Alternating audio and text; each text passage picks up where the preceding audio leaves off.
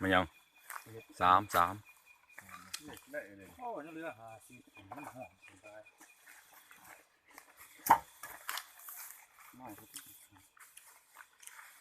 มันยังวัด จ่อใช่ไหมจ๊ะ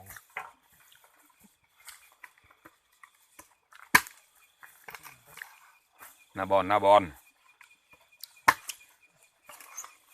าหาป่าหาบอลตอนนี้กำลังแปลงกินนอนคืน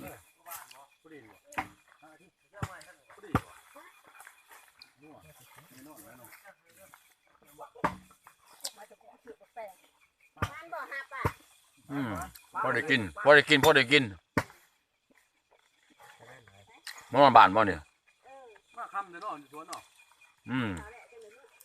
กระเว้นมันสิบ่คำนั้นกระเว้นสิบ่เป็นนั่นนี่บ้านนี้แก่ในบ้านนี้เนาะคำมันมืดเลยสุดยอดผู้หน่อยพักใส่ที่บอกพักใส่ผักกาดใส่เลยบ่เอาใส่เนาะเอาคุณจะได้ผักกาดนั่นใส่เนี่ยอันนี้หัวหน้าซิวหน่วยกระตายหัวหน้าซิวโอ้เห็นนานแล้วบ่นี่ว่าหัวหน้าซิวมันมุดได้แต่ปลาซิวจีหอยมันจะกัดสดๆกำลังให้กินจีหอยพี่น้องจีหอยนี่ต้มปลาใส่สมใส่หม้อใส่เมื่อแต่ว่าหมักสมพอดีเนาะใส่เมื่อจีหอยผมสมแห้งแล้วว้ายผสมจะหน่อยบ่ได้ตังอยู่เท่าบ่นะคันไหมเป็นบาเลยคืนนี่ลุงเทียม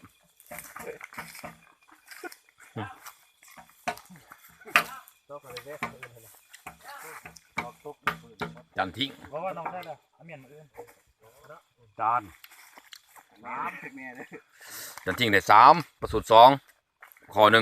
1จันแก้ว3ประคองมา3เพื่อน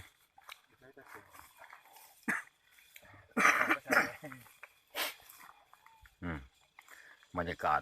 นุดอยู่นี่ตัวนึงหันเที่ยงหน้าเพิ่นวัน3เนี่ยหมูเคาะนี่ไวอยู่นี่ที่น่ากินข้าวแล้วสิลงอีกหน่วยซิวเพิ่นสิลงดำน้ำยิงปลา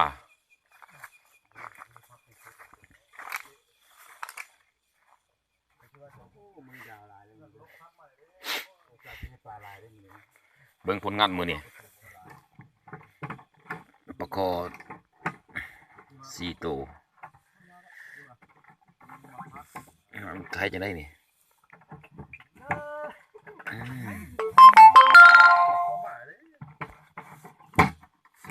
เบิ่งผลงานเบิ่ง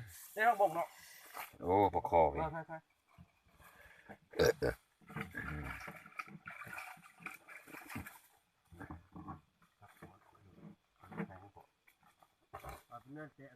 พอหอมเนาะ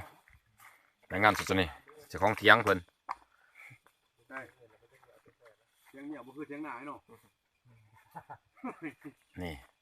บองยาบายอง